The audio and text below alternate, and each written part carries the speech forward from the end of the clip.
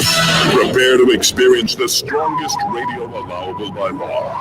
Secrets will be revealed. Myths dispelled. From the studio gym where excuses never apply, it's Superhuman Radio with your host, Carl Lenore.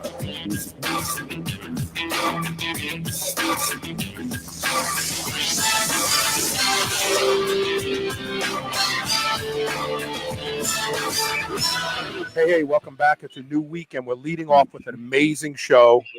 Today, we're going to have Will Brink on from brinkzone.com to talk about NAD, nicotinimide, riboside, whatever you want to call it, nucleotide.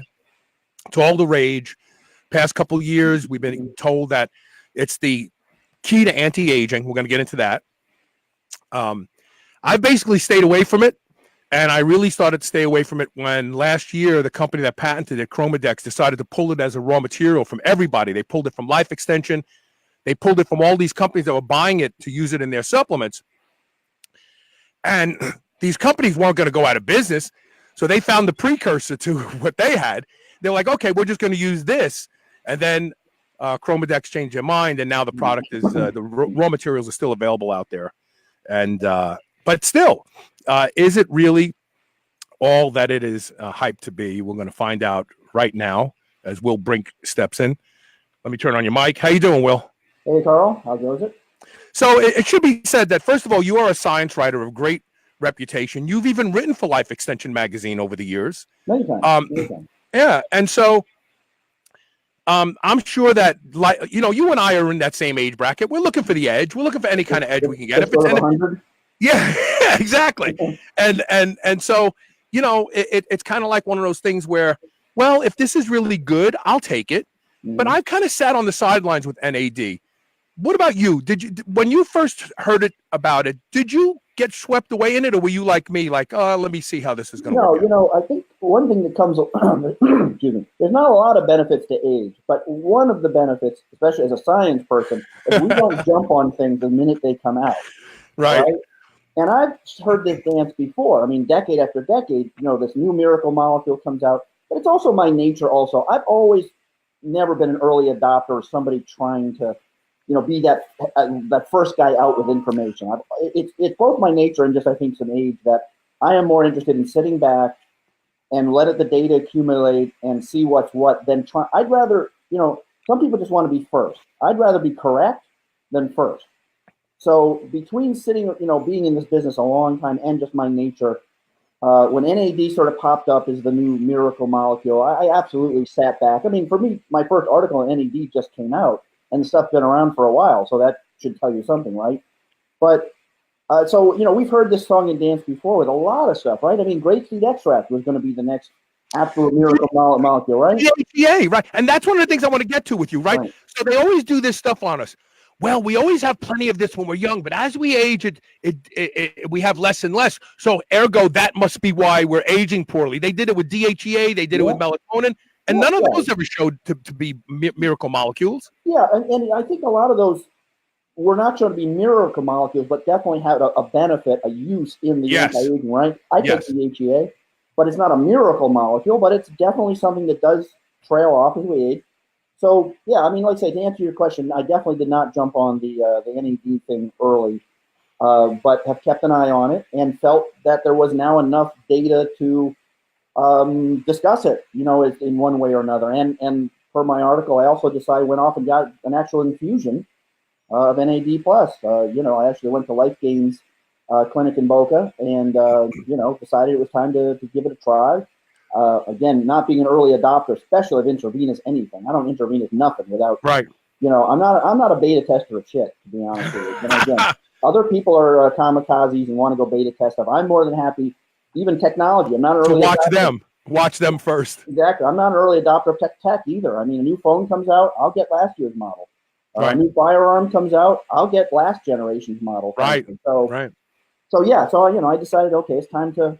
Yeah, more or less put the money where my mouth. So did you approach this article? And I know as a science writer, you have to lead without biases, but it's hard not to have like a lean, let's say, as opposed to a bias. When you approach this article, were you approaching it to dispel that it provided any benefits, or were you approaching it to prove to yourself that it may have had benefits? That's a good question. Probably the latter, I have to admit. But one of my strong points, I think, is I'm pretty good, and I've always been pretty good at separating my personal biases or interest or whatever from the data, from what exists. And no matter how bad I want a thing, to be true or not true or whatever, I've always had a strong point where I'm going to go look. Let me go look at this data and see what I see. So for the most part, again, I started to get some good papers, and I also know a fair number of people now that are getting NAD infusions and swear up and down and yada yada. And so, are they expensive, Will?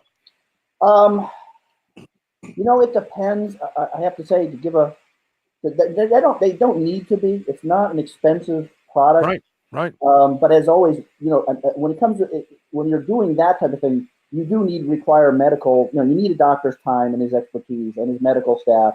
You're paying obviously for that, so it ranges considerably. I have to say, Life Gains, to give them a plug, is not particularly expensive. So give me a range. Give me a price range that I should feel that I'm not being shystered if I walk into a clinic and they say. No, you got to put me on the spot on that one, man. I haven't. I really have not. Can you tell me what that clinic charges for, just as a basis of a price point? I can't. No, you're not. To be honest with you, and I'm not trying to be evasive at all. I just no, it's okay. Yeah, honestly, I see clinics that are as high as $1,000 or something, and I think that's obviously too high, for sure. The reason I don't want to say Life Gains is because I'm sure I got a friend discount, and all that, and I'm in the business, and I'm trying to also I'm going to be maybe doing something with them from a data collection point of view. But I'm more than happy to even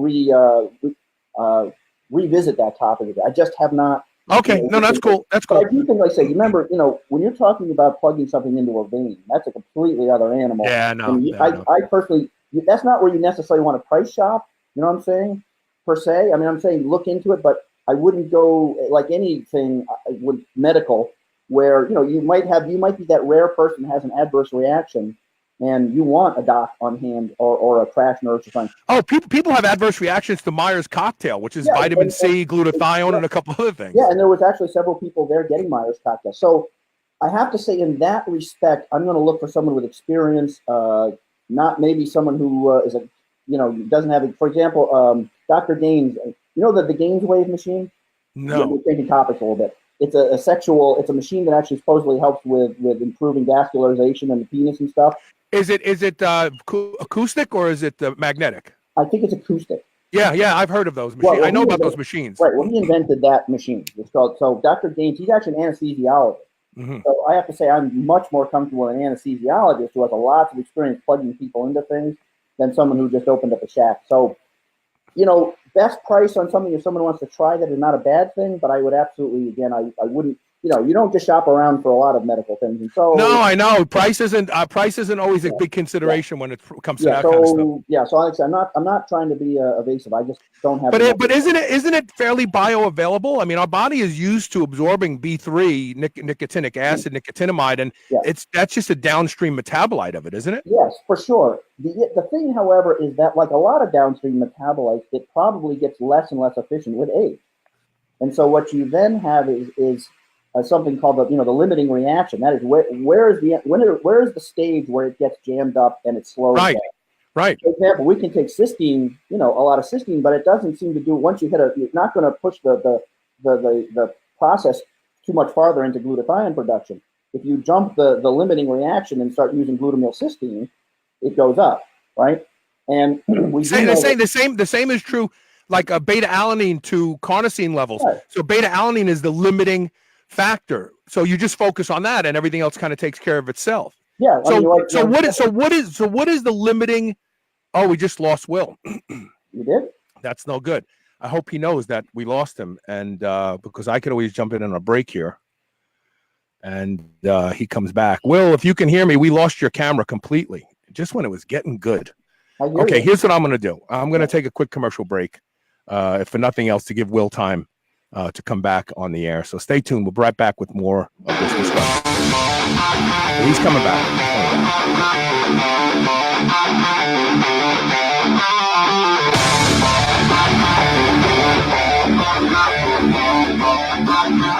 New Mass Pro Synthogen X2 just upped its own legendary game. To distance itself even further from the rest of the pack, Synthogen X2 now has double the key active ingredients. If you've ever wondered what steroid-like recovery feels like, Synthogen X2 delivers. See why others compare it favorably to powerful bodybuilding drugs at synthogen.com. Mass Pro Synthogen. When you train with it, you'll gain with it.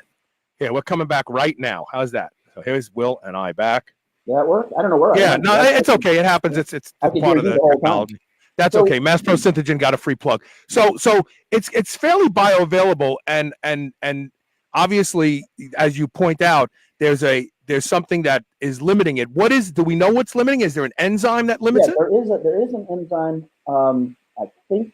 Remember, I just read about this. 3PK38. I think. So it's a cytochrome. It's part of the cytochrome cascade. And actually, interestingly enough, which is a good thing you brought that up. Actually, taking naringin actually increases NAD because it slows down P450 cytochrome enzyme. Just for the record, this is why grapefruit is magic. But unfortunately, most of the naringin and D-limonene that's in grapefruit is in the skin. So you got to squirt that oil in your mouth a little bit, I'm also a little hesitant. The only thing that bothers me about P450 inhibitors like that is it's kind of a blanket inhibiting, and so it can mess with other and of course, the downstream cascades. And see, we leverage that when it comes to aromatase, right? Because the precursor to aromatase is cyclooxygenase. So if you reduce whole body inflammation, you actually indirectly reduce aromatization. But then there's other enzymes. So we look at this one here, we forget that train car all the way up there is going to be affected as well. I'm a little bit hesitant to throw in sort of that blanket inhibitor, but you do raise NAD levels apparently by reducing P450 activity. And do people get enough niacin in their diet these days, you think? I mean, I know the RDAs are BS most of the time. That's a good question too that needs looking into. I don't think B3 tends to be, one that people are deficient in. I don't think there's a lot of B3 deficiency, but that's a good question. Well, but here's the thing, Will. We talk about deficiency using the target of the what we think. Well, and even people who are less conservative, they'll look at the RDA and they'll go, well, triple that because that's what you need. But who knows? You could need 10 times that in order to have the appropriate reactions. Adequate versus optimal is night and day. And of course, it's somewhat individual. And again, as we age, that number can change considerably. For example, I don't think a younger person, let's say under than 30, probably going to benefit from NAD infusions or nicotinimide as a supplement because their NAD levels are fine. If they're even taking a multi or something, they're probably producing enough from B3. But beyond that sort of magic 40, 45, there's a very consistent chart of NAD tissue levels going down to the point we're at about 5% at age 80. 5% of tissue levels. Wow. That's pretty bad. And, is a very strong correlation as NAD levels go down, blood goes up. I used to always look at things that way. Oh, we have less of it as we age, so if we ramp it back up, therefore replacement must help. Yeah. But what if the body doesn't want that much NAD for some reason? Are there any unwanted changes in high NAD levels? Not so far that I'm aware of. I will say that anybody that says that we have all the data we need on NAD is like saying we understand quantum physics. It's bullshit. Right. We really have lots of questions left to be answered about NAD levels and how it correlates to negative stuff and whether ramping it up is a good idea. I think so far, to me, the bulk of the data suggests that all kinds of negative age-related things, because there are like animal studies, there are cell studies and stuff that show that, NAD is a kind of a linchpin to cellular energetics. And cellular energetics obviously is the linchpin to aging, right? As our cells on a cellular level have more and more trouble producing energy efficiently, this is the hallmark of aging on so many levels. So anything that improves or maintains healthy cellular energetics clearly seems to be a plus, right? Okay. But I will tell you that anybody that says that we got all the answers on NAD and how it works and who needs what is pulling. They're lying, and a lot of the charlatans go out there and make those kind of universal statements about these supplements, like, oh, this is what you need, and you need so much. The body is so complex that anybody who tells you this is the reason for all aging-related illness, run fast from them. Yeah, absolutely. Mark DeCorso, I see your question. We're going to answer it a little bit later in the show. I don't want to get off on the NAD topic right now. So, okay, what does the research show, supposedly, that supplementing with NAD does? And I'm not impressed with cell line type stuff, because gasoline kills cancer cells in a petri dish, but you can't give people gasoline to kill cancer, right? No, it has minimal value for sure. There is animal study, and there is one proof of concept human study that did show oral NR, Nicotinimide, which is of course not technically NAD. It's a precursor to NAD. Just so people, I've heard a lot of people just to say I'm taking NAD supplements. They're not. They're not taking NAD. They're taking precursors to NAD. The infusion I had was actual NAD. Was NAD plus straight up. But yeah, there is a recent proof of concept human study that did show that oral NR does raise tissue NAD levels. So there is, we are going through the whole in vivo type thing. Now, again, the real question, of course, is, what we need, of course, is those studies looking at some endpoint. Okay, so we raised NAD. Right. Does that lead to something that does good things? Positive, yeah. Now, I say, the poster child for this problem has been vitamin D. Vitamin D is the poster child for this issue. All these studies showing low D levels is bad. So if we take if we take the vitamin D and raise 25 OHD levels, good things should happen. And that is not really shown to be the case, right? Now it's just a complicated topic. I mean, so just bring and in the case of D, because this happened to be a pet area of research for me because of my Primal D spray. Mm-hmm. In the area of vitamin D, we are ignoring a much more powerful hormone, and that is the melanocortin system, which actually does all the things that D is attributed with, and it also is increased in production from the sun. And so, sometimes the baby gets thrown away with the bathwater because you're not paying attention to the entire thing. But that I don't want to get deep into that. So Bob, I was just using D as an example. You see what I'm saying? It's the poster child for this problem. Right. So what we don't have, I think the data is very strong. I'm quite comfortable with the data that low NAD levels is definitely is a negative. We don't want low NAD level. It is strongly correlated with a whole bunch of things we don't want to happen, and I'm comfortable with that. Okay. That's the part I think is pretty damn solid. It's pretty deep at this point. But we're back to that usual thing. Okay, we think any low NAD levels on a cellular level is bad. We now know how to raise NAD levels orally with a couple of supplements or otherwise. And that third magic part, does that lead to beneficial outcomes? That's where we don't have that data. And there's a lot of studies being done. I mean, NAD is kind of the darling molecule right now in even in traditional medicine. So it's not just the alternative types. It is getting a lot of attention.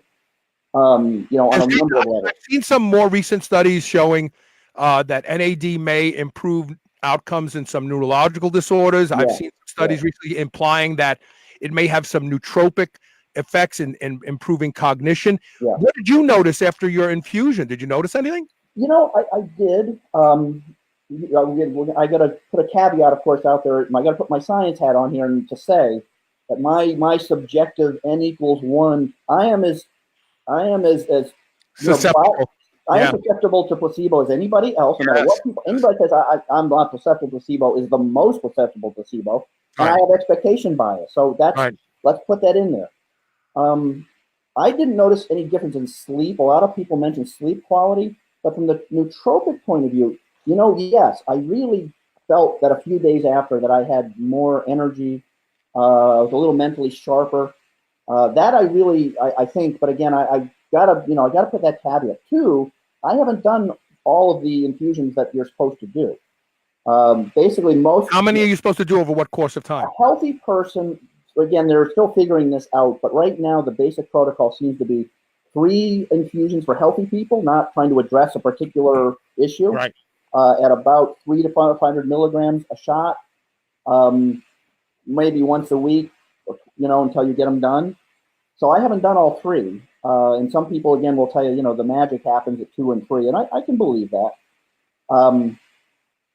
But that's the dose. That's the dose I've had. But yeah, I did feel like just improved process. Again, as you get older, there's like a processing speed. Yeah, thing. there's a pause sometimes when you think. And you just don't recall numbers and facts as quickly as you used to, and all that. And I do feel that something was there. Like I said, my mood was. Do you supplement with nicotinic acid, with nicotinamide? I don't.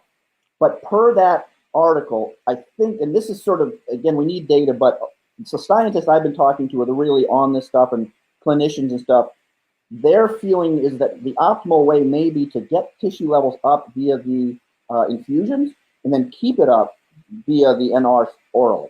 Right. So I think once I get my 3 done, I will add some NR in there.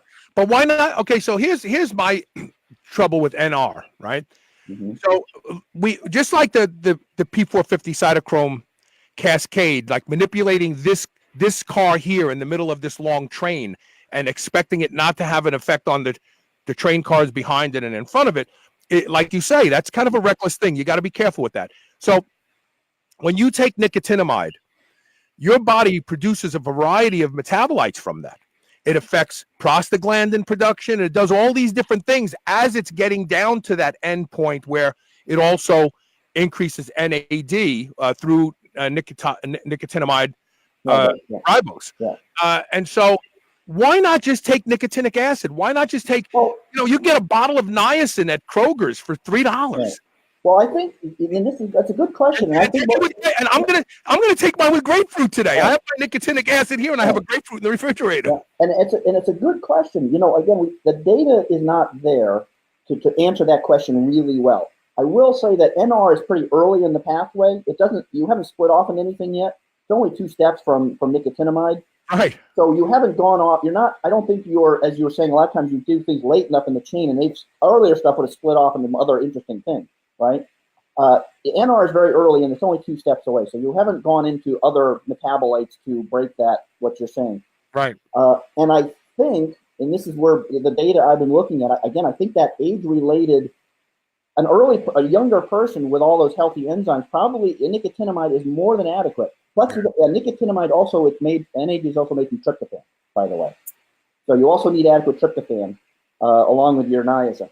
I think that younger person is more than adequate and wouldn't benefit.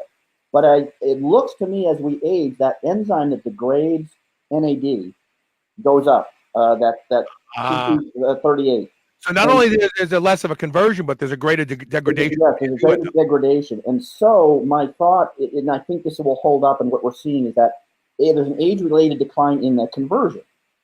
Just like, I think a good example of this might be LNA, right? Flax oil. Right? Flax oil for young people, they convert fairly well. Maybe they can get enough EPA and DHEA. But as we age, especially in age and sex and whatever else we're taking, we need to take EPA and DHEA. We need to get those preformed guys. Right? There's just no way around it. And that's where I think we're going with this. But even if I saw a nicotinamide, a niacin plus NR study, and it showed the 2 equal, if it wasn't done with graded age, 30, 40, 50, 70, I wouldn't pay any attention to it. Interesting. You're right, because it's really designed, it's older people who should be taking it, so they should be studying it, all these things in older people to see what the outcome. So that's where I'm at. But I would, I'd love to see because I can tell you, I take a 500 milligram of time-released niacin cheap at Sundowner or Sundown, the orange bottle. I think I pay like $8 for it at Kroger's, and I take one of those a day with my first meal in the morning, and I can tell you that I feel sharper after I take it. I do. Yeah. But I'll tell you what else it does. Just plain old nicotinamide. Yeah. If you're prone to allergies, the first couple of days you take it, you get the flushing. That's prostaglandin release. Well, you deplete those prostaglandins, and then you notice that your allergies don't bother you as much. Right. No, that makes sense. There's another time release, though. The only issue of time release niacin was liver enzyme. No. You're talking about the pharmaceutical. You're talking about niaspan. Right. So niaspan is actually kind of like the oral anabolic steroids. It's methylated. Okay. But what they do is they take gar gum Right. And they make these pills now, like sustained release melatonin and time release. They just add a gum to it. So when you swallow it, it just doesn't dissolve completely in the gut. Yeah, so I never really looked into my early, because I tried taking high dose niacin to raise HDL and stuff, and that was, I never stopped flushing, and I got a bad response. So I never. You want to hear a funny story? So probably back in about 1990. I read so there's a guy here in my city named Dr. Louis Heiser, and he owns a sports facility here. And he was one of the physicians. He's a heart surgeon, and he stopped working in that area of medicine, and he focused on sports. Well, he was one of the original guys on the team at Florida State when they came up with Gatorade. And the original Gatorade formula was supposed to have 100 milligrams of niacin per serving, because niacin shuts off free fatty acid production and raises spontaneous growth hormone production from exercise. So they were like, oh, we by using niacin, the athletes are going to get more growth hormone production while they train, and that's going to help repair tissue. But all the guys were like itching and scratching. They were like, Doc, what's in this stuff? And so they had to take the niacin out. So when I read that study, I took about 100 milligrams. Yeah, no, this is what I did. I took 200 milligrams and chewed it up and drank it down with my water as I was walking in the gym. And then every 20 minutes, I took another 200 milligrams, because that's what the original study showed. And it's supposed to triple your growth hormone production, but it wasn't worth it because I was red and itchy. It's a really unpleasant. And I'm pretty on to that kind of stuff. Like, for example, I don't really get a problem from BA. As far as the flushing and stuff doesn't bother me. It's not nearly as bad as niacin. It's a different. But I got it pretty high up on the niacin for a while, and it just never went away, and it was just not worth it. So maybe I'll look back into some time release niacin. But yeah, my original looking into it mentioned liver enzyme issues. But and that's Niaspan. That's the pharmaceutical drug of time release. I think Riboside sells a time release. They do. Okay. And if you look at the ingredients, one of the ingredients is either some kind of a gum, xanthan gum, gar gum, or cellulose gum, and that's what they do. They use that as the binder, and it slows down the digestion. That's all it does. It's brilliant. And I actually, speaking back to the niacin, is just, why not just take niacin? I actually got into a bit of I would call it a fight online with this one guy who was absolutely convinced that was the only way to go. And I don't think he knows what he's talking about. But regardless, it's a good question. That is, okay, so we're getting older. We're not converting as much. Could we just take more niacin?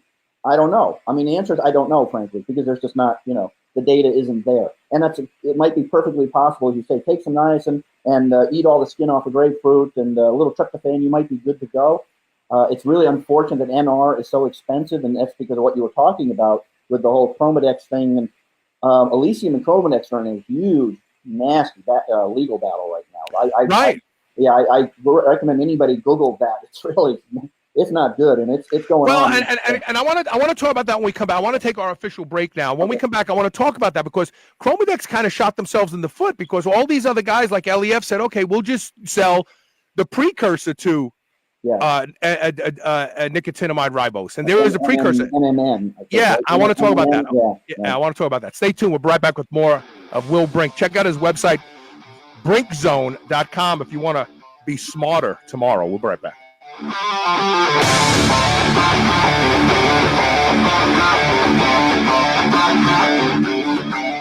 New Mass Pro Synthogen X2 just upped its own legendary game. To distance itself even further from the rest of the pack, Synthogen X2 now has double the key active ingredients. If you've ever wondered what steroid-like recovery feels like, Synthogen X2 delivers. See why others compare it favorably to powerful bodybuilding drugs at Synthogen.com. Mass Pro Synthogen. When you train with it, you'll gain with it. There are a few products that I believe in the way I believe in Can-C eye drops. I've been using Can-C for 6 months now, and the changes in my vision are nothing short of amazing. Wow, that's an old commercial. The truth is, I've been using Can-C eye drops for 11 years now, and I credit Can-C eye drops as being the reason that I do not need reading glasses at 58 years old. Can-C eye drops improve the quality and health of your eyes indefinitely. That's why I both Use and endorse Can-C eye drops. Go to wisechoicemedicine.com and learn about how Can-C eye drops can improve the health of your eyes and the quality of your vision today. Ever feel like you want something crunchy? From the company that gave us the Quest protein bar, now comes the Quest high protein potato chips with 21 grams of high quality protein and only 5 grams of carbs and no artificial ingredients. Just like Quest bars, you'll feel like you're cheating, but you're not. Go to superhumanradio.com and click the Quest High Protein Potato Chip banner ad today and get ready to be satisfied. Thanks to Quest Nutrition, chips just aren't what they used to be. Men and women, you've heard about hormone optimization. Do you feel like it's something you want to look into? RenewLifeRx.com is the place to start.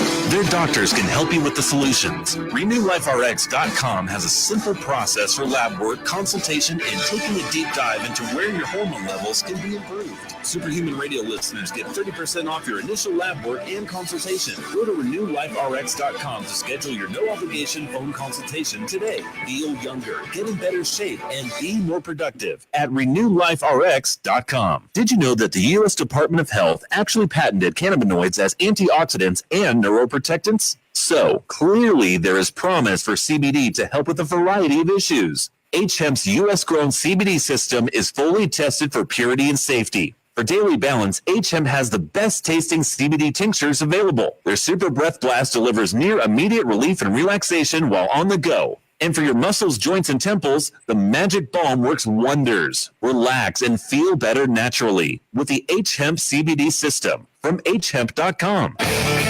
Spit that out right now. This is the Superhuman Channel.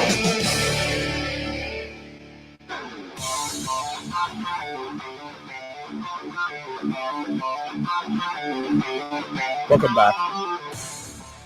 So, as the discussion turned to a moment ago, the company that owns the patent on nicotinimide riboside is Chromadex, correct?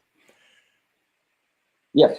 Okay. So Chromadex, what they decided to do middle of... I thought you were saying it versus asking me. No, I was saying it, but then I wasn't sure if your mic was working. So I was like, let me turn it into a question. So what they decided to do last year was they had all these companies buying this raw material and using it in different types of blends very successfully. And then they decided, you know what? We're not going to sell it to anybody anymore. And that really caused a big problem because there were people who still had stock and that they were not going to be able to sell. And they were telling Chromadex, you got to buy this stuff back. And then a couple smart people came out and said, well, the precursor to nicotinamide riboside is NADC or NADMM or something like that. And they were like, we'll just sell that. Right. And it makes perfect sense. It's like, well, if we can't get that train car, we'll get this train car. They're both going to the same place anyway. Yeah, that's a really interesting one, and I am just looking into it. There's some twists and turns to that one. That precursor, this is really kind of wild stuff to me. There's more that needs to be said, but we're talking about the enzyme that degrades NAD. Right. I found one study that actually found that enzyme degrades NAD and the NMM precursor, but not NR.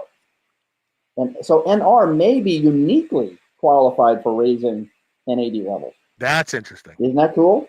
Yeah. They actually did some knockout mice where they took that enzyme out of them, so they didn't make that enzyme, and they gave them infusions of the 3 of them, and the only one that consistently continued to raise NAD was the NR. So that's interesting. Isn't that Do you think so riboside is an acid of ribonucleic? It's one of the ribonucleotides, right? Right. Yeah. Right. Yeah. So I wonder if that's why the enzyme couldn't degrade it, because of the hierarchy of importance of a riboside nucleotide. Right. Well, now you're getting into enzyme kinetics and stuff. That my remembrance. No. I'm just spitballing. I'm just thinking out loud. You know. You're getting some deep stuff there now. Yeah. Again, the mechanism, I don't know. As you say, maybe the NR is uniquely, the enzyme doesn't prefer it, or just isn't prepared to deal with it.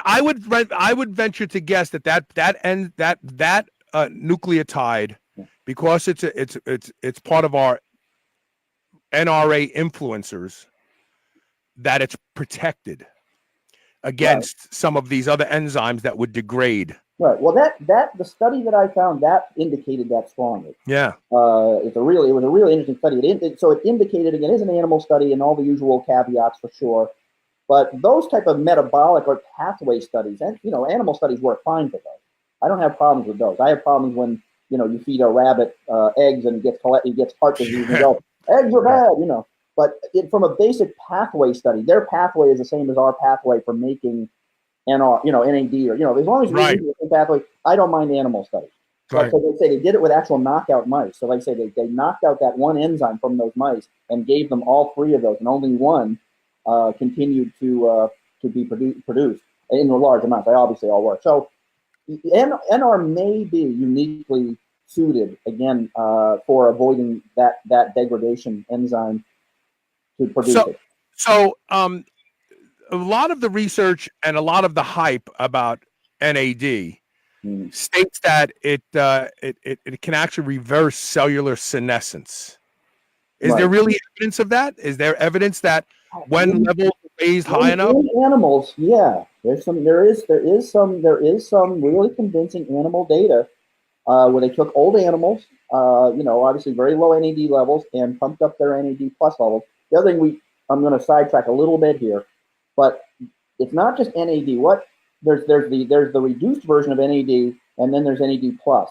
And so depending on going back and forth, it's a redox thing, right? Mm-hmm. So what appears to be the ratio of NAD plus is you want high NAD plus levels and lower reduced levels. And as we age, it's that ratio is what seems to change the most. So when we're talking NAD, we're actually, as far as benefits, we're actually talking NAD plus. Plus. FYI. Not important, but just a technical glitch. Is there an enzyme that turns it into plus?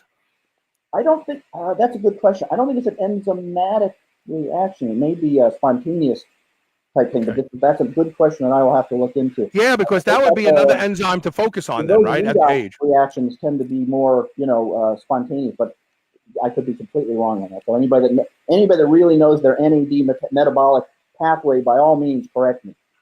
Yeah, email me at onair@superhumanradio.net if you know the answer to that. Absolutely. Yeah, that's a good. But I think a lot of people that dig into it don't realize that we're not just talking NAD. We're talking the ratio of NAD to NAD plus. But anyway, it's not that when we're talking NAD benefits. But yeah, there are some interesting animal studies. They took old mice and who had obviously deficient NAD levels and pumping their NAD plus levels back up to healthy levels did show on a cellular level, senescence, a young cell as far as energy production and all the things that we associate with. So the hallmark now of reversing cellular senescence is that cellular senescence produces what's a lot of clinicians are now referring to as zombie cells. They don't die. They should die. Apoptosis should have taken place and they should have been gone, but they just linger.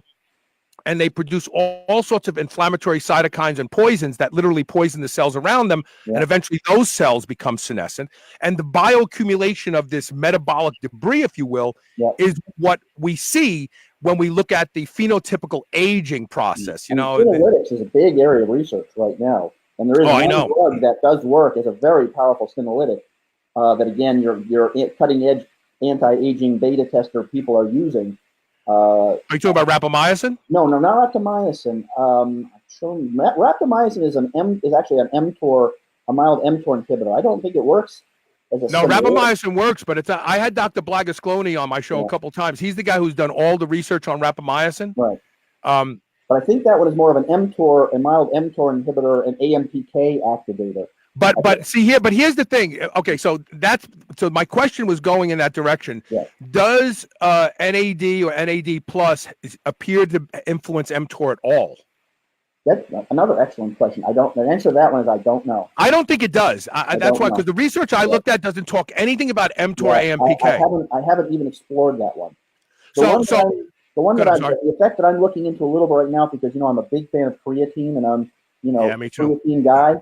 I don't toot my horn too often about too many things, but I would hope people associate me with the benefits of creatine outside of, especially at aging. For us older guys, creatine is gold. Gold. One of the few supplements I would take if I exercised or not. It is a true anti-aging supplement. But I'm really interested to see if supplemental creatine bumps up NAD level. That's interesting. I'm looking. I haven't found anything, but I do have a good instinct for this stuff. I may or may not be always the strongest science guy.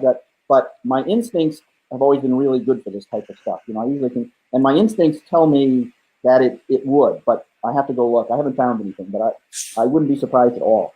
I'm going to put Mark DeCorso's question up here because I want to segue into this in this discussion about rapamycin, right? Yeah. So what Dr. Blagascloni discovered is suppressing mTOR continuously is not a good idea.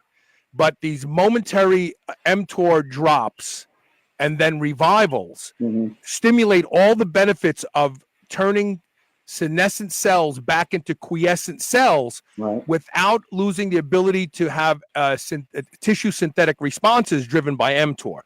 So that's why I'm totally against the whole metformin thing, because you take it every day. And I am seeing, and I predicted this about 4 years ago, when all the big guys out there, HRT guys, metformin. I was like, nah, I don't think so. Right. And now we're seeing bad outcomes in people who've been on metformin for 3 or 4 years now. We're seeing a lot of soft tissue damage. We're seeing snapped tendons. We're seeing body fat, not being able to get lean, which they should be able to get lean. But what you forget is that metformin increases insulin sensitivity in fat cells too. If it just did it to muscle cells, it would be gold, but it does it to fat cells too. So, but anyway, but what Blagascloni discovered is that 1 day a week, 3 milligrams of rapamycin, which I'm about to start this protocol, by the way. 1 day a week, 3 milligrams. You have no issues with your immune system becoming easy to breach. You have no issues with flora changes in the gut. You just take the mTOR down. And I said to him, Dr. Blagascloni, how is this any different than just intermittent fasting? He says it is, because it suppresses mTOR completely for about 8 hours, and you never have that happen in your life. You might actually, the effect of rapamycin may be, in fact, if you get all the benefits of CR without suffering CR. Yes. I'm not interested in CR. I like my food. I'm just not willing to eat 800 calories a day, to live an extra 5 years or whatever personally. So and miserably, miserably. Yeah. But there's a specific drug. It's escaping me, but it is a senolytic, specifically a senolytic that is being used right now. Actually, the owner of the Life Extension Foundation started a separate organization that is focused on really cutting edge stuff like rapamycin, senolytics, NAD infusions, and so forth, that people are using. And it's a similar thing. You use it you don't even use that every week. Use it 2 or 3 times, and that's it for a while. They don't know. It's pretty powerful stuff. So a big expulsion of the zombie cell. Mark DeCorso, real quick. So I think it's silly to limit leucine. I think it's okay if you're going to do it intermittently through intermittent fasting. I do think protein fasts are actually good because they will actually help you build muscle faster. The Bulgarians found out about this. They would have their athletes eat no protein for 2 or 3 days and then go back to their normal high protein diet, and they would see amazing rebounds in muscle growth. I think that the current starve yourself of anything that influences mTOR is silly. It's silly. And it's tantamount to starvation. The body needs protein. There's an area of the brain Dr. Scott Connolly talked about on my show 9 or 10 years ago, that when they gave rodents limited protein in their chow, the rodents ate higher caloric intake in order to reach the same protein levels that the restricted rodents. So what I'm saying about this is that our bodies are driven to get enough protein, and if you have to eat a bunch of corn chips to do that, you're just going to eat a lot more corn chips. If you're going to eat a piece of steak, you're going to eat a lot less steak. I would also just quickly say to Mark, if you go to my site in Brinkstone and search mTOR, I actually do specifically talk about mTOR as mTOR and leucine, and is it a good idea? All his bodybuilding supplements, all his protein, mTOR, but is driving mTOR constantly a good idea? Probably not. No. So especially again after a certain age. So I do talk about that, but I'm still feeling, again, I still feel like anybody that says that they understand the whole mTOR pathway and the effects of all mTORs, again, is full of shit. Right. I'm not really, again, just going to jump on I need to suppress it seems clear that mTOR has a purpose when they're younger, for sure. We need it. And at a certain age, probably damping down on mTOR is not a bad idea. But like everything, there's a balance. There's a balance there. You overly suppress mTOR, you're going to have problems. Because I'd say some of these metformin is a mild mTOR suppressor, but for sure, a lot of guys, are going to notice it's harder to put on muscle. Using you got to make a choice here. What is your choice? Are you talking now? I take metformin myself. I actually found it lowered my triglycerides dramatically, and it lowered my A1C a couple points, which wasn't high, but it was, as we age, it starts to go up almost, not no matter what we do, but it wants to go up, right? Right. So, and I read enough data. I was pretty comfortable with metformin as a. Why not just resveratrol? Why not just resveratrol? Doesn't interrupt mTOR-C. Well, again, if I found some comparative data that I said yeah for sure, but again, resveratrol is all over the place. Also, resveratrol is horrendously not bioavailable. It is one of the least bioavailable things you'll ever take in your life. Really? Yeah. And again, if somebody, I have a whole article on Brink looking at things that are not very bioavailable, and that's one of them. There's all kinds of technologies trying to improve, resveratrol, prostaglandin uptake. So again, if I was comfortable, anything that's going to show that you're talking about is probably going to be in vitro at best. I'm not aware of any in vivo studies that compare those two. And there's another. There is one a human study comparing metformin to resveratrol for blood sugar management. Right. And it showed that resveratrol was more effective at managing blood sugar milligram for milligram against metformin. It's an old study. It's probably 8 or 9 years old now. Right. So, I remember seeing that and thinking, well, maybe resveratrol is good for people who have glucose issues. The first anti-aging study ever approved by the FDA is on a metformin study, which I will be with bated breath looking to see what. Oh, I know. The guy who's behind that study, I was on my show, Adam. I can't think of his name right now, but he was on my show last year, or the year before, I think, talking about that study. I'm really excited about that one. The other thing about metformin is it improves a lot of the impact of metformin may be through gut flora. Oh yeah, it does. It changes the gut flora. Yeah. So I'm comfortable with it. Again, I'm old enough where I. But see. The problem with improved gut flora is we really don't. It's the same thing, like we're saying. Yeah, we don't know what is that really considered improving gut flora, because we know what we basically know is bacteroidetes and what's the other one? Firmicutes. We know that they influence obesity, they influence energy absorption from the gut, they influence energy utilization. So we just assume that the one that blunts absorption and increases energy utilization is associated with leanness. That's the good one, but we just don't know yet that that's really good. That's true. No, and then look at the studies that actually now are suggesting that actually taking flora products might be a negative, because you're loading up the GI tract with one or two specific bugs and probably suppressing a bunch of other good bugs. I was never a fan of again, my intuition always told me taking flora products was not a great idea. I actually think taking pre-flora products probably the way to go. The ones that that will grow your own bugs for you. Right. I've always had my spidey sense always said I don't know if that's a great idea. Dr. Satish Rao came on my show.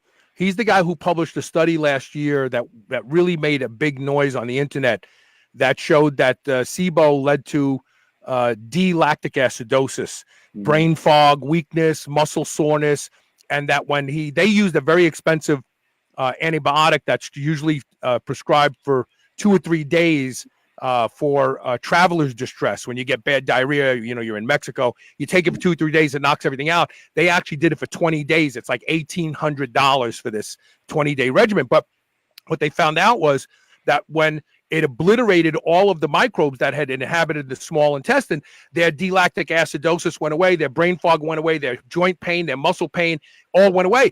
And so when I had him on the show, I Googled, for Google Trends, and I looked at, SIBO, bloating, probiotics, and they have the same exact trajectory over the past 14 years. Yeah. And so I said to him, do you think people are giving themselves SIBO with all of these probiotics. And he thought about it. He goes, most of the probiotics people are taking are lactic acid probiotics, and that's what's causing the problem, because they're inhabiting the small intestine where they would never be. And I look, Will, I gave this problem to myself. I when I finished that show, I thought to myself, you dumbass. I was taking 2 packets of VSL number 3, a total of 900 billion CFUs a day, pounding down fibrous protein bars, and I ended up with SIBO. I gave it to myself. Yeah, well, I guess it doesn't surprise me. Like I said, I've always been more optimistic about prebiotics, because I figure at least that is encouraging your own stuff to grow at its own rate and its own locations, going through the track as it's supposed to, versus probiotics. Probiotics have always made me nervous. I've never been comfortable with them, even though I didn't have data or whatever. I just wasn't, comfortable. And again, certain people in certain positions, like some people with certain digestive illnesses, seem to benefit from like yogurts and stuff. There may be, and they may be lacking acid. They might be the opposite for them. Yes. But on a sort of a general, I'm going to take probiotics. I've never been comfortable with the idea, personally. And Mark, you're right. We have to start asking ourselves why we are unhealthy. And that is absolutely the key to answering these questions. I want to take a quick commercial break. And when we come back, we've got lots more questions. I want you to weigh in. I want you to tell me what you think about NAD after your research. Is it something that you think we should be spending our money on? Stay tuned. We'll be right back.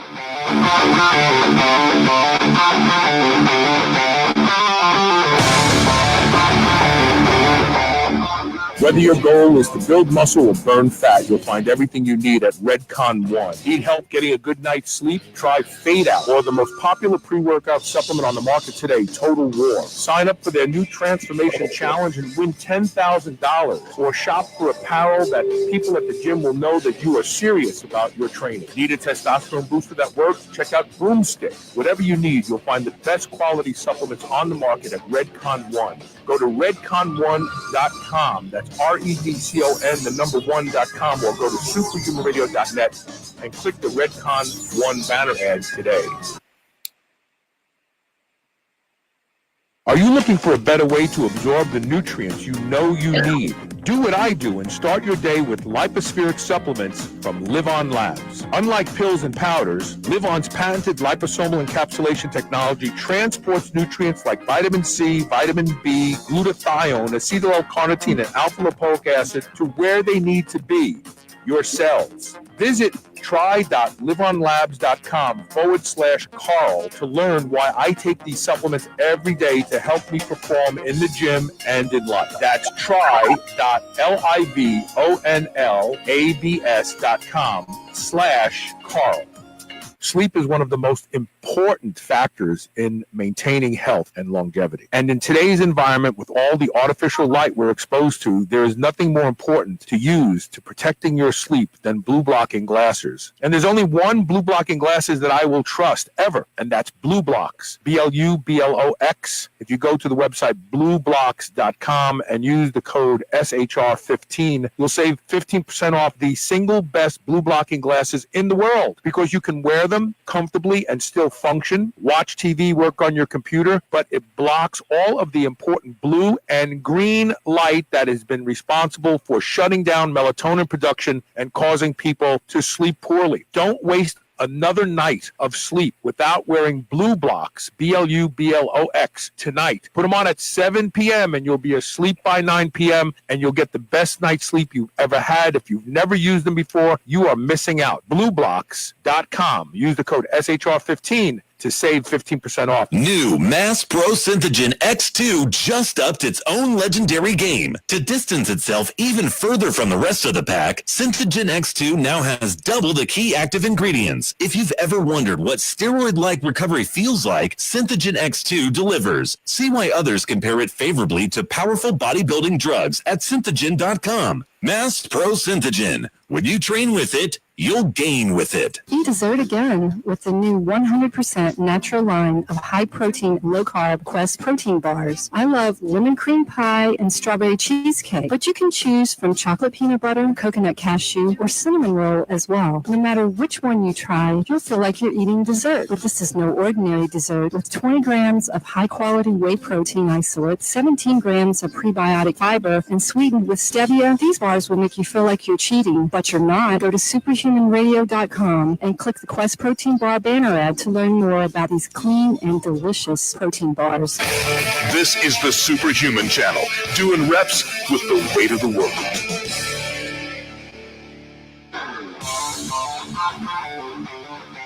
I just want to remind people, we're giving away a $600 pair of Power Block Quick Change dumbbells at superhumanradio.net. If you go there, all you have to do is sign up for our newsletter, and you're entered.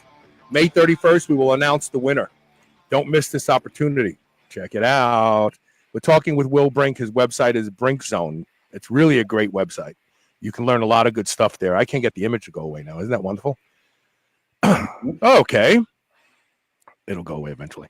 Anyway, so we have some other questions. The first question I want to ask you is, what do you think? Do you think that this is something that people should consider adding to their regimen?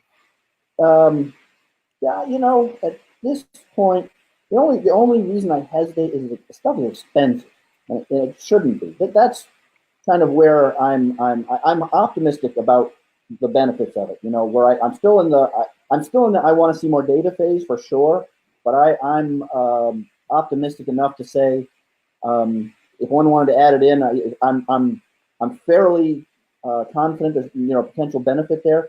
But the problem is just the cost of the stuff. You know, I mean, how many you can only add so many things into your intake, and if somebody's got the money and they want to add it in, it sounds like a benefit. The other issue is dose, because even the human studies that I've seen, these were not low doses. We're talking 1 gram, 2 grams, and that gets pricey. So wait, these are 1 gram, 2 grams orally or intravenous? Yeah, then are. But I actually am going to reach out to a guy after the show today to ask him if he could make me a sterile injectable version of NAD. He can synthesize anything he wants. Right. So I'm going to just see if I just put that, it's not nicotine ribose. I'm asking for Riboside. I'm asking for NAD plus. Right. Yeah. Well, again, I've done 1 infusion. I'll probably do 2 more. I would put that under worth a try, because again, this is anecdotal but pretty consistent. A lot of people, they do report elevated mood, better sleep. Interestingly, which I only discovered looking at, that NAD plus infusions have been used for decades for booze detox, for alcohol and drug detox. Yeah, a long time, decades it's been used for that. But again, not a whole lot of data, but quite a bit of clinical experience, and a lot of people claim that their craving for booze and stuff is either goes away or is very greatly reduced. That's interesting. By those NAD plus infusions. So I would definitely say, again, if somebody who's looking to try something that appears harmless enough, I would say give it a try. Yeah, I mean, I've heard, as always, I'm just very careful about this, because people. The greater the intervention, right, the greater the placebo effect. You're going to go into a doctor's and get plugged into a thing. Your brain is really set up to, get a benefit. And that's like, remember the HCG diet, that piece of shit? It worked for me, but when you got to inject yourself with something every day. Well, never mind that. You eating 600 friggin' calories a day. Yeah. So 600 calories, but, one of the reasons people were so convinced they felt different on the HCG and all that was because, the intervention is the greater the intervention, the more convinced your brain expectation, is. The more expectation. I mean, HCG definitely does something. There's no doubt about it. Whether or not it's valuable for dieting, I don't know. It's not for weight loss. Of course, it's a gonadotropin, and it has all kinds of effects, in the TRT, HRT realm for sure. But 500 it's only 500 milligrams, I think, or maybe it was even less, whatever it was per dose. It wasn't enough to do anything. 150. It was 150 I used. Yeah, so it's of no use for weight loss. So how many milligrams was the injectable? The intravenous NAD plus? 500 milligrams in a big old saline bag. Actually, I even did a video. If anybody goes to Brink, not Brink, if anybody goes to my Facebook page, you'll see I actually did it live, talking. The doctor came in and talked.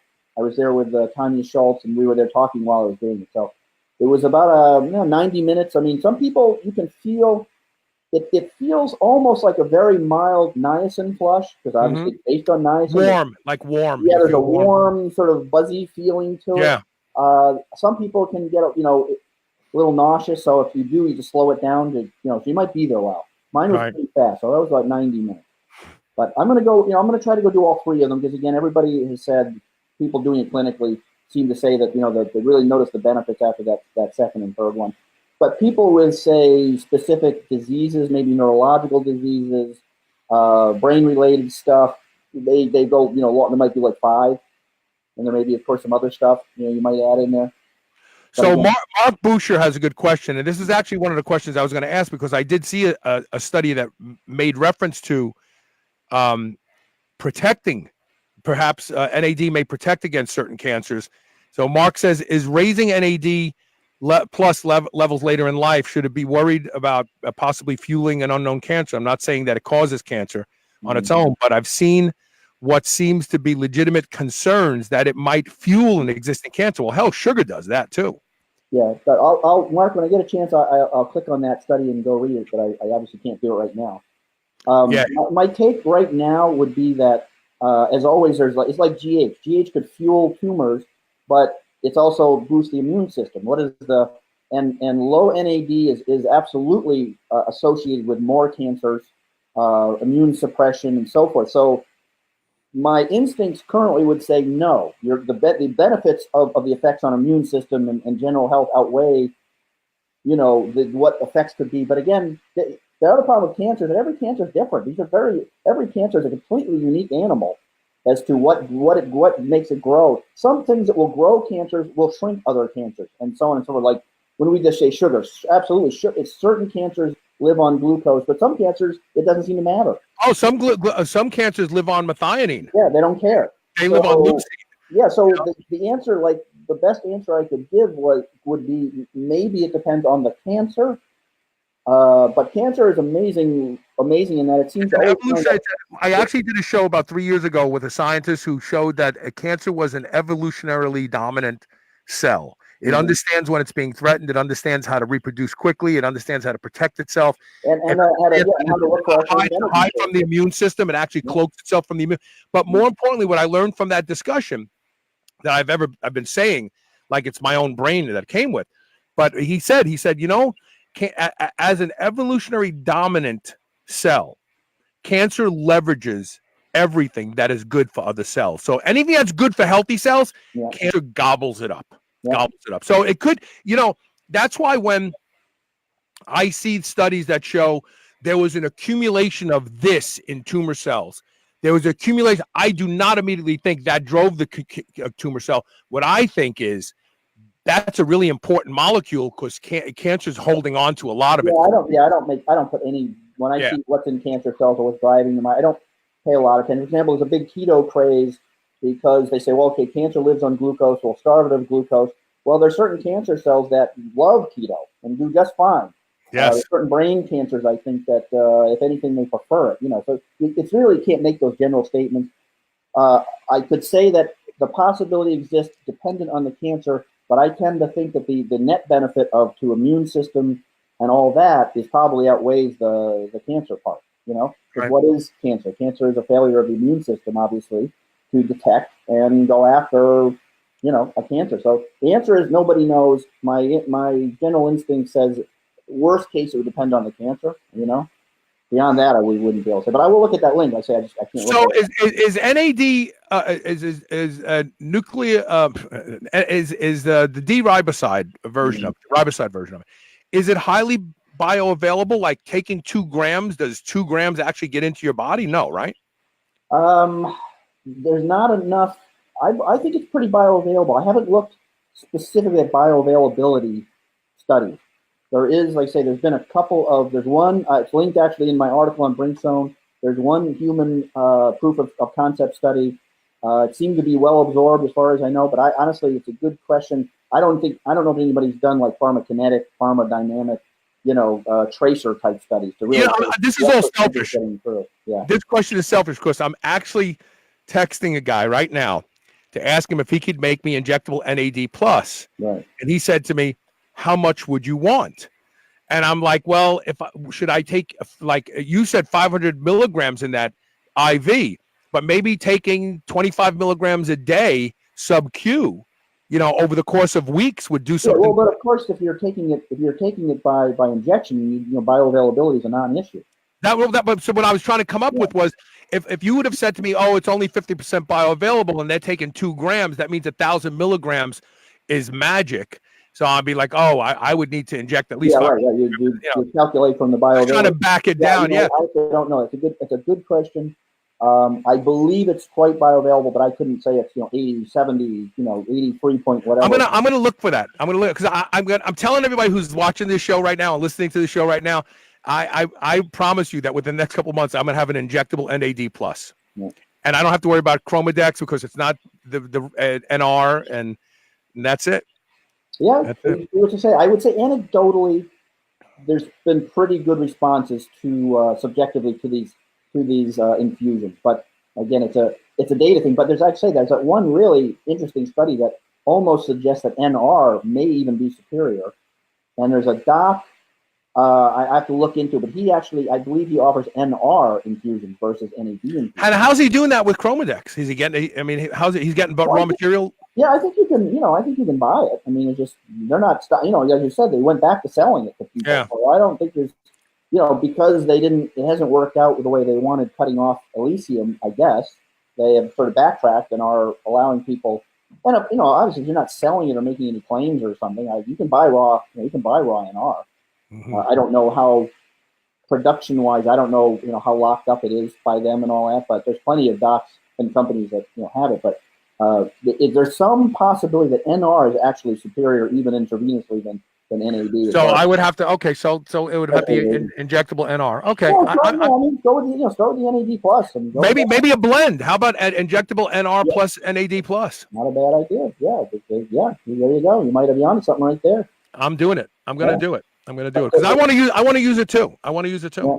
And we're obviously the important part, which I haven't done, but is being done, needs to be done, is objective measures, before and after blood work. So I do know that there are some people we're trying to set up right now. I'm involved with this, trying to help the owner of the life extension stuff set up at least do some, pre and post blood work, to try to get some objective measures here. Because so far, again, we're really just talking, subjective stuff.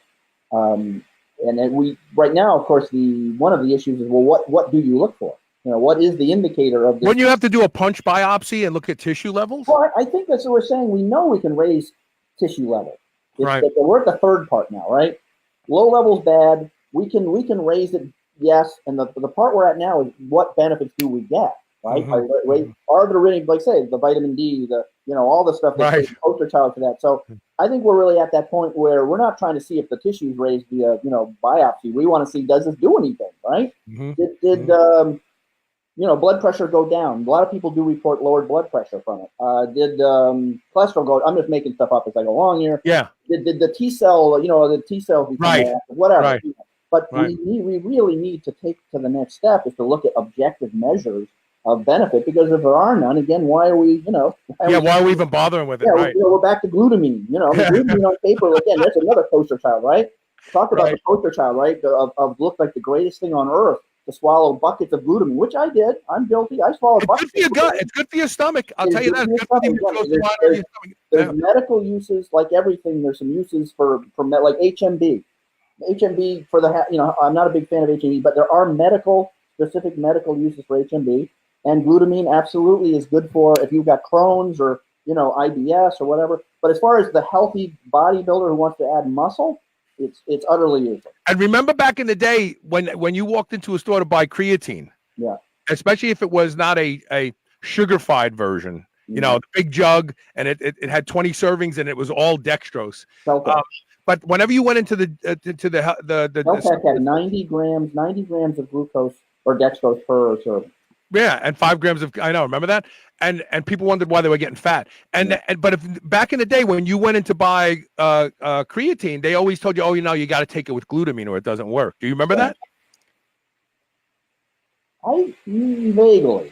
Vaguely. I don't remember that as a sort of a locked-in thing or anything, but yeah. What are the medical reasons for taking HMB? And then we have a question from Darcy Clark for you. Right. I think that again, as in aging population, sarcopenia, wasting diseases, cachexia and stuff, HMB again. Remember, you're bypassing all those. Versus taking leucine and making the body make all those conversions, of which apparently, again, as your stress, medications, aging, probably reduces that getting down to that HMB. Right. I think HMB probably would be very useful in those various aging population. Yeah. Aging, or like I say, cachexia or sarcopenic or whatever. But us healthy people who work out or eat pretty well, we taking a good whey or good BCA type protein, it doesn't appear to have any benefits.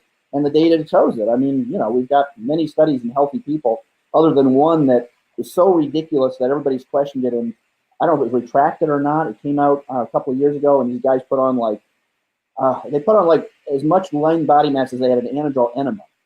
Everybody looked at it and was like, there is no way this took place. Yeah. And even the scientific community wrote, it's very rare for scientists to throw other scientists under the bus. Right. One of them came out and wrote a very long letter and signed by a whole bunch of people that there is no way this took place. And either your number crunching, I'm not going to name names, but it's not hard to find. But there was one too good to be true HMB study that came out a few years ago. I remember it. Beyond that, everybody started buying HMB again. It was like, because Connolly introduced HMB back in when he was with Metrics. Right. So here, this is a question. Actually, I think that originally, I think that HMB came from Nissen. Nissen was the original guy who's still in the ballpark, who may have teamed up with Connolly. Maybe he teamed up because Connolly owned for a while. Connolly actually had a patent on HMB. Right. I think, and then obviously Connolly would know better than I would because he was there. But I recall that Nissen was sort of the guy who came up with the molecule. Maybe they approached each other and off they went. But yeah. So I'm not completely anti HMB, but again, it's expensive for healthy people. Doing regular stuff.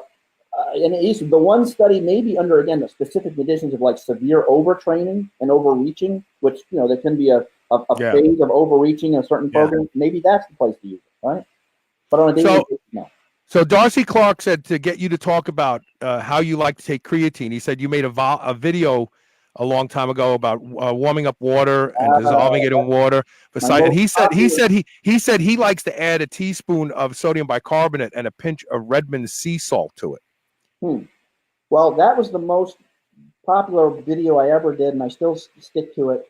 And some people don't like it, but basically, I've always recommended dissolving creatine in hot water to pre-solubilize it, because creatine is not particularly soluble, and it has to be solubilized to be, to be taken absorbed, up, to be absorbed and transported and all that. Right. And if you swallow a bunch of creatine, well, it's hypotonic. It's going to pull water into the gastrointestinal system, solubilize, and do its thing. So why not?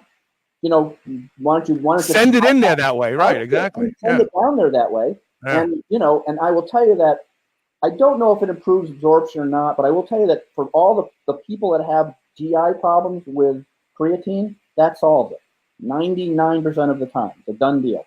Yeah, and it makes sense because the GI problems as a result of osmotic diarrhea because of what you just said. It's pulling fluid into the intestines with it. When people give me a hard time about that, I point out to them, do they know how, if they go and read the early studies, the first studies that showed all the benefits via Greenhoff, how did he serve it?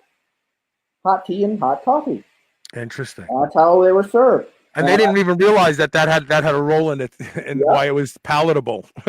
Well, again, I think it was to make sure that those taking it, because people have very, now we've been learning more than ever, but people have very different, digest and absorption capabilities.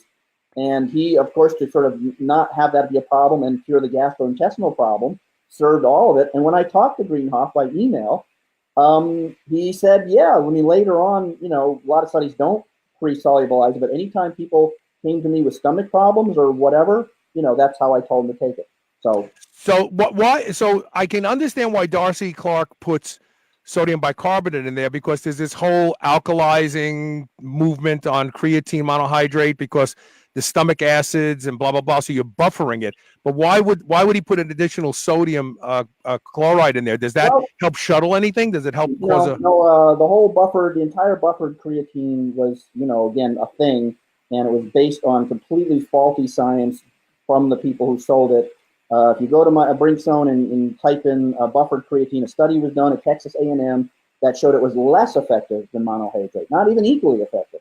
Because it is monohydrate, but it's bonded. Yeah, basically cheap ass buffer salt. It's just a ridiculous thing, and there is no benefit. If anything, it might even be a negative. However, there's a lot of benefits to taking sodium bicarbonate. There appears to be a bunch of benefits to it. And there is also performance benefits, actually. I was going to say, so yeah. I'm not against it at all, but I don't think you're not going to get. It's not going to affect the creatine per se. Right. The only thing I don't like about sodium bicarb is just the sodium. You're adding a fair amount of sodium. Not a big deal. But there was just a study not long ago that found that just ingesting a teaspoon of sodium bicarb did some amazing things for gut flora, and there was a bunch of real benefits. I don't remember what the benefits were, so not a bad idea. But the whole alkalizing of creatine was that's not where the magic is. Yeah, that's not where the magic is. Completely marketing nonsense that was debunked. And like a lot of the magic, we could go to a whole show about the magic creatine, right? How many magic creatines have there been?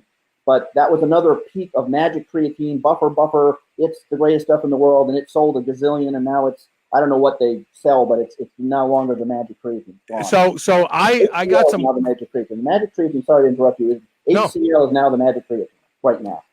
The HCl. I took that back in the day. That used to be available. It tastes terrible, by the way. No. But I remember when Patrick Arnold introduced his creatine phosphate. Right. Creatine. That gave me the diarrhea. That gave me terror. I couldn't take it. I took it like 3 times. I was like, I can't keep doing this. This isn't going to work. Never tried it. Yeah, I mean, creatine monohydrate works. I don't really understand why people keep wanting to reinvent the wheel on this one. It's about the money. It's about the money. Yeah. The reality is there's no margins on creatine monohydrate anymore. And therefore, to make any money off any creatine, you've got to come up with a new super duper miraculous creatine. Yeah. Market and sell the shit out of it until somebody does a study and shows it's crap and start over again. Now, monohydrate is not perfect. It is unsoluble, and HCl actually may be a little better in that department. There's no data, But hey, so put it in hot water, big deal, and let the water cool. It'll be solubilized then, and just drink it down. That's it. That seems like an easy thing to do. Even better. We haven't talked about my bomb-proof coffee recipe, but No, I want to know what it is because I see you talking about it all the time, and I know you use Black Rifle coffee, right? The way that I get my creatine is I put it in my coffee every morning, along with my bomb-proof coffee recipe. So tell me what bomb-proof coffee recipe is in a nutshell. It's on your website. I know that. Right, yes. Bomb-proof coffee is obviously good coffee, creatine, tyrosine, and good cocoa. Put in that, all of those have in some synergism. There's good data. They all have overlapping benefits. There's synergism between creatine and caffeine and tyrosine. Tyrosine is a really well. Yeah, that'll elevate mood. Yeah. And it's a very well-known anti-stress nutrient. It's got good data behind it. I don't do stuff without data, unlike some people, right? Right. And basically a little bit of coconut oil, not because there's any magic. So nobody should, coconut's not magic stuff. But what I like to do is I put a little coconut and milk, and I froth it, and it makes like an emulsion. Yeah. So because of the oil. Yeah. And also some of the compounds in cocoa and stuff are also not very soluble. So I think you're going to get, once you make that emulsion, you're probably improving, and it tastes freaking fantastic for one thing. Now there's that other one that puts a half a stick of butter and a bunch of I call that the reverse Last Tango in Paris coffee, because instead of getting the butter stuck up your butt, it comes out the other way. And how did I come up with bomb-proof coffee? Well, I did a review of the other one, and I gave it a very thorough review. Again, I think if you're on keto and stuff, which is another topic, if you're on keto and all that, and you want to put butter in your coffee, and it makes sense in that context. That's not where I would want to get my fat from, but I mean, in those there's a context you could use it. Other than that, all the claims and it's all nonsense. And somebody said, "Well, okay, smart guy, what would you put in coffee?" And I'm a fan of that. I love coffee. So I mean, for me, I was like, you know what? Challenge accepted. I am going to look into what would make the most sense in coffee, from a health perspective, and performance. But really, you're looking at brain performance, physical performance, health in general. Remember, there's a ton of benefits, neurological benefits to creatine, right?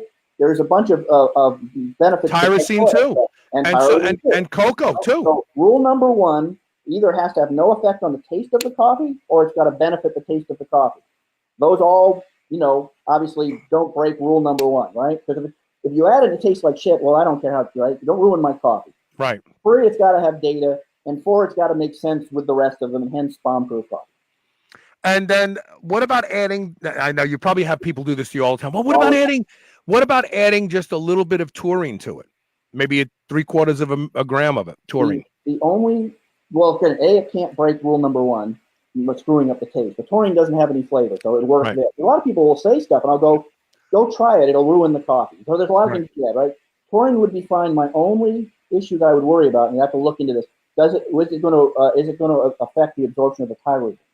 The tyrosine needs to be taken away from all other large neuro amino acids, and you can take it with carbs because it doesn't block it. So that would be my main worry. And remember also that things like taurine and tyrosine, these things only work in like gram amounts here. There's no put 200 milligrams. You've got to put the lowest dose of tyrosine I've found is 2, as far as studies are concerned, and some of them are much higher than that.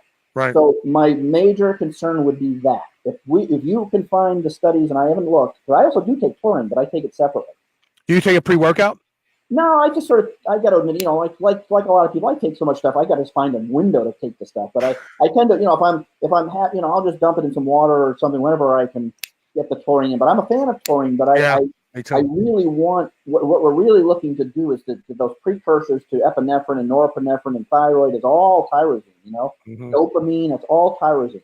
And there's been some really interesting studies done by MIT, by NASA, by Navy Special Warfare with Navy SEALs, where they sent basically took 2 groups of Navy SEALs, and one got the tyrosine, and one then they sent them out into winter warfare, which is cold, and they came back and made them do cognitive tests. And only the guys getting the tyrosine were able to do the same cognitive test because when you go out in the cold, you do come back with this foggy tyrosine because you basically used up all of your precursors to the norepinephrine and dopamine. So I don't think it's a bad idea, but it's just one of those things that I have to look into. But for rule number 1 is you can't ruin the taste of the coffee, and 2, it can't interfere with anything else, right? So this, I'm gonna let this last question through. It's kind of because it kind of fits into the discussion. What are your thoughts on using nicotine as a nootropic? That's a good question. It's one of those things, of course, that you got to be careful. There's a lot of good nootropics out there that I think it'd be one of those things that used sparingly. Obviously it's rather addictive and habit forming. And it's addictive. It actually increases BDNF in the area of the brain that it affects. So it creates a greater craving the more you use it. And of course, it works. Like a lot of things, the same dose doesn't work anymore. And doses. So nicotine, for example, is a pretty. I hate to say this because I don't want people to do it, but it's a pretty good weight loss. During dieting, like I've had people that I worked with and stuff, chew nicotine gum for the period of the diet only, i.e. a period to suppress appetite or to increase metabolic rate? Or both? Yeah, appetite suppression, energy, you're tired, the whole deal. But it's a good nootropic, but there's a lot of things that are nootropic, like Ritalin and stuff that I just don't recommend. It doesn't mean they don't work, but I don't I don't like Ritalin. I tried it just once to see what it would do, and I did not. I like things that bring me down. I'm a AAA type personality. I do not like stimulants other than my coffee. And that's the other topic is caffeine and coffee are not interchangeable. Coffee has different effects than caffeine, which again studies show, and people interchange them. Anybody that drinks a cup of coffee that's got, say, 200 milligrams of caffeine in it, or takes synthetic caffeine, will tell you there is night and day difference between these two things. And coffee, like a lot of natural things, has a lot of counterbalancing compounds in it to caffeine. So so to answer the question, yes, it is an effective nootropic that I would take very sparingly, on rare occasions. I can't take it. I did a show with Anthony Roberts 3 years ago on the forgotten nootropic of nicotine. And because like back in the day on the forums, the bodybuilding forums, people were using it for all sorts of reasons. When I use those nicotine gum, I get this warm, clammy feeling, and I just don't like it. I don't like the way it makes me feel. Right. To me, any of those things that perk you up, give me make me racy and anxiety, and they don't. Some people get very productive, on that type of thing. For me, that's not the way it works. Microdosed LSD works for me. I haven't Yeah, been that's doing a it in a whole- while. Yeah, that's a whole other thing. I've never done it. I can send you. I'll send you a source that you can buy it at too. It's legit, and it's actually 1-PLSD, which is the precursor. It Right. takes about 35 to 40 minutes to kick in, but it's everything. No, and, there's a lot of, and I'm very interested also in psilocybin. yeah, Psilocybin is a whole other interesting. I mean, there's multiple studies now that show that one dose of psilocybin elevated depression for 6 months. I know. Holy It's amazing. shit. It's amazing. College of London. The College of London is doing a study right now on low dose LSD for major depressive disorder, and the rumblings coming out of there it's like it's unbelievable. Yeah, no, it's there's, unbelievable. you know, and also remember early psychiatrists and stuff identified lots of benefits to LSD, but unfortunately, you know, Timothy Leary kind of went off the deep end, and then like everything, there's a high abuse potential for it, and then the war on drugs came on. But we're making the circle back. I mean, look at ketamine. Ketamine is being approved by the FDA. Special K, spray, as a nasal spray for PTSD. So this is interesting. I had Dr. Bruce Ames on my show 10 years ago. 10 years ago, maybe 11, talking about methylene blue. Methylene blue is a 100-year-old dye. It's actually the first dye that they used to dye specimens that they were looking at in microscopes. And today, it's been shown to not only improve cognition, but it can actually reverse Alzheimer's disease at very low doses, 100 milligrams a day. I bought some years ago.